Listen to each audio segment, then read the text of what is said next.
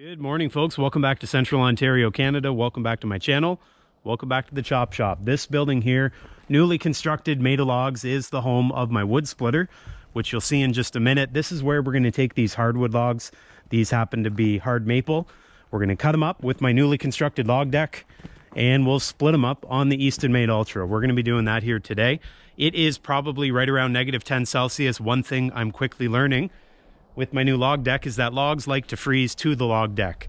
And so I've got my tractor out here today with the forks on.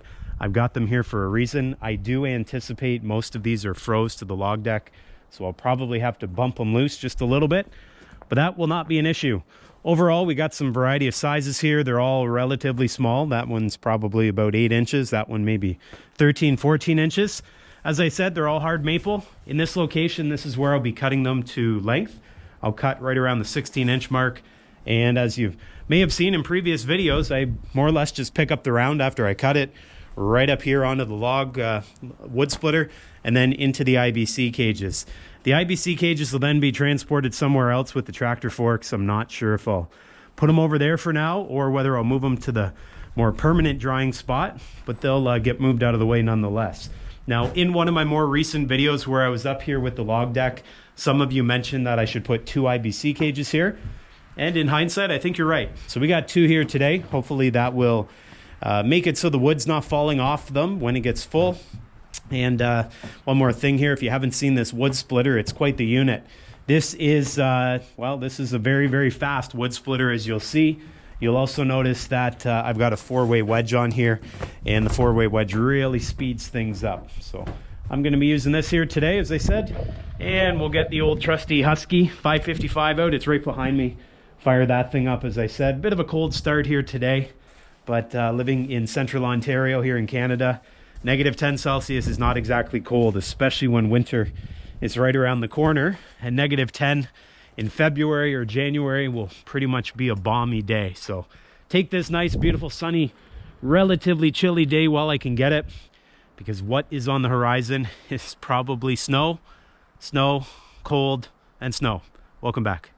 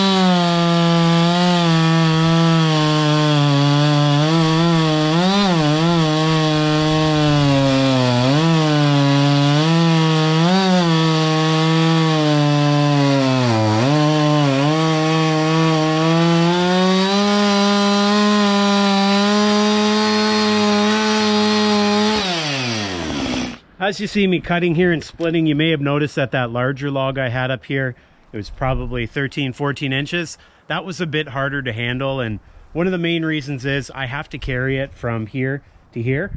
Now half the battle is actually getting the weight up off the ground, and because the log is already off the ground, I'm not bending over to pick it up. It's more or less just moving it.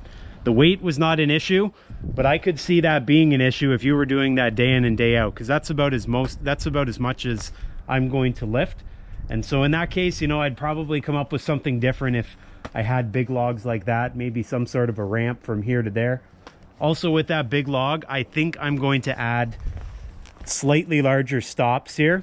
You would have seen me leave just a few rounds in place while I had my back turned to that big log. The reason I did that was I didn't want that big log to roll unexpectedly and not have something to slow it down. If you can imagine, that log would definitely do some damage if it hit the back of me. And so I think maybe I'll increase the size of these if I'm going to be sawing more of those larger logs. These small ones, not an issue at all, but the bigger one, as you saw, was a bit more cumbersome. Now, with that in mind, these logs here, they're the perfect size for this situation. They're also perfect because they go through the 4-way wedge really, really well. So I cut it once, put it in the splitter. It makes 4 nice sized pieces of firewood. Whereas the larger piece, you would have seen I had to hold on to some of the splits to re-split them. If I was going to use that larger log more often, split the larger logs, I'd put the 2-way wedge on. The 2-way wedge is much more manageable for the large pieces. But because I only had one of them and I have the rest smaller, I'm leaving the 4-way on. Anyways, back to it.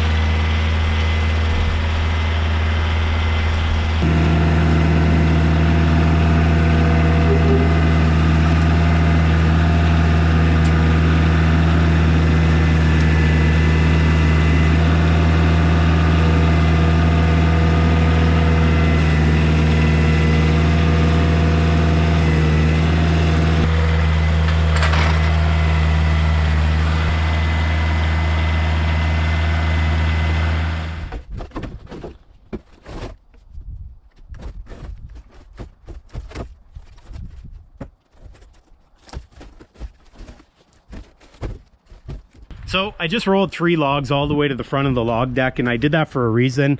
I did that because A, I have to saw them, but B, I wanted to see whether the back end of the log deck got light. I know in a previous video, many of you mentioned to me that I should have some sort of legs coming off the cantilever in the event that you get a heavy log up here and it causes the log deck to tilt up. And I don't disagree, that's a good idea. I just haven't got there, obviously. But I rolled the logs to the front because I wanted to see if the back was getting light. It is not getting light, so what I feel is I probably have enough counterbalance weight with the lumber here, and the cantilever isn't long enough to cause that to upright. I did that for a reason. I obviously don't have any more logs to go up here at the moment, so I didn't want to have any unexpected surprises as I'm sawing these. So I think we're in good shape. As I said, we'll get those logs put under the cantilever before long. And what I'll do, I'll just roll this one back just for added safety.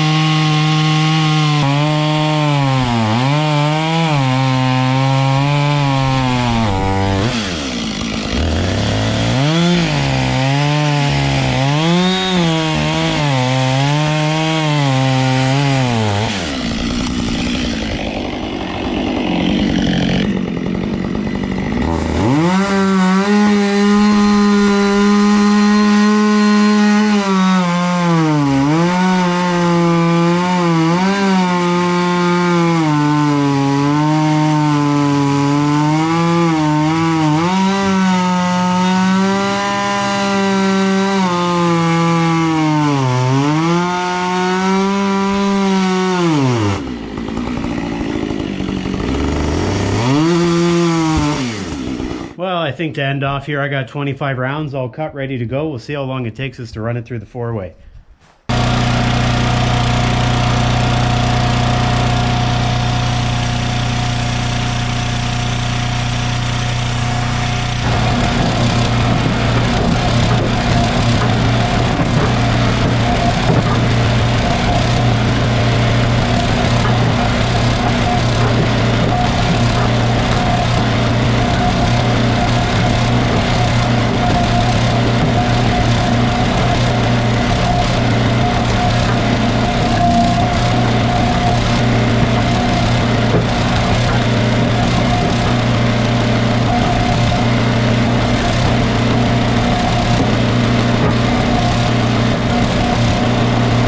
Well, folks, there we have it. I took those 25 rounds, ran them through the 4-way wedge, and ended up almost filling the IBC cage. Now, those 25 rounds, believe it or not, only took right around 5 minutes to run through.